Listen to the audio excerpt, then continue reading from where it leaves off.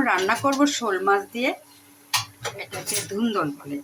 এই ধুন্দল দিয়ে কিন্তু যে কোনো মাছ খেতে ভালো লাগে, বিশেষ করে ইলিশ মাছ দিয়ে রান্না করলে, চিংড়ি মাছ দিয়ে রান্না করলে অনেক ভালো লাগে। তবে আমি আজকে রান্না করব ধুন্দল দিয়ে। আর এটা হলো শোল মাছ। এই জন্য আমি মশলা কষাইছি। দেখুন আমি মশলা কষিয়ে ফেলেছি অলরেডি। আমি মাছটাকে আগে একটু কষাই নিব, কষানোর পরে ধুন্দল কষাই মাছ দিয়ে দিব। আর আজকে আমি রান্না করছি ধুন্দল দিয়ে শোল মাছ। এটা আমার পছন্দ না, এটা সাহেবের পছন্দ। সাহেব রেসিপি দিয়েছে যে ধুন্দল দিয়ে শোল মাছ খাবে। আমি বেশিরভাগ ধুন্দল দিয়ে রান্না করি চিংড়ি মাছ, ইলিশ মাছ। তবে দেখা যাক শোল মাছ রান্না করলে কেমন লাগে। তবে ধুন্দল আমাদের সবার পছন্দ, যার ফলে যেই মাছ দিয়ে রান্না করি না কেন আমরা ধুন্দল দিয়ে তরকারিটা খেতে পারবো। এজন্য আমি ধুন্দলটাকে পুরা ছুলে, এই দেখুন এভাবে একটু চাক চাক করে কেটেছি, একটু মোটা মোটা করে। এই দেখুন কেটে আমি এখন মাছটাকে একটু কষাতে দিয়েছি। এই কষানোর পরে আমি হলো ধুন্দলটা দিয়ে দিব।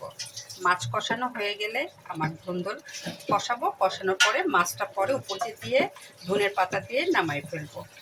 এই জন্য মাছটাকে আমি কষাচ্ছি। কষানোর ফলে মাছটা একটু সুস্বাদু হবে। আমরা যে কোনো মাছ ভাজা কম খাই, এই জন্য ভাজলাম না, আমি কষালাম। আর কষানো মাছ আমার সাহেবের পছন্দ, কারণ উনি যে কোনো মাছ ভাজার চেয়ে কষানোটাই বেশি পছন্দ করে। আমি সেভাবে রান্না করতে পছন্দ করি, তবে ছেলের বেলা একটু উল্টা হয়। ছেলে কষানো মাছ খেতে চায় না, ও বেশিরভাগই ভাজা মাছ পছন্দ করে। তবে দেখা যাক ও আজকে কী করে। ও যদি ব্যতিক্রম কিছু করতে চায় তাহলে ওর জন্য আমি ডিম ভেজে দিব। আর আজকে আমার রেসিপি হলো ধুন্দল দিয়ে শোল মাছ। এটাকে সুন্দর করে পরিষ্কার করে ধুয়ে আমি রেখেছি। তার আগে যখন সুন্দর করে পাতলা করে ছুলেছি, ছুলে এভাবে কেটে ধুয়ে নিয়ে আসছি। নিয়ে আসার পরে শোল মাছটা আমার হলো কষানো হচ্ছে। শোল মাছ কষানো হলে আমি ধুন্দল দিয়ে কষাবো।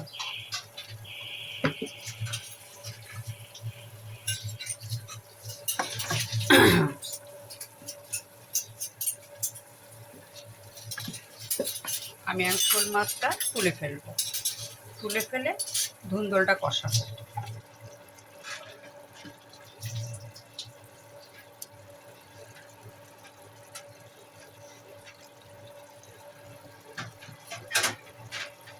এই হলো আমার শোল মাছ দিয়ে ধুন্দলের রেসিপি।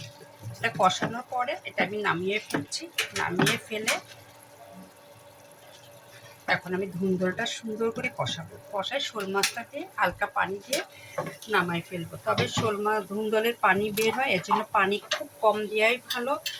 যেহেতু আমি একবারে পানি দিই নাই, এই দিয়ে কষাবো, তারপর হালকা পানি দিব। দিয়ে আমি ধুন্দলটা কষাই শোল মাছ রান্না করবো।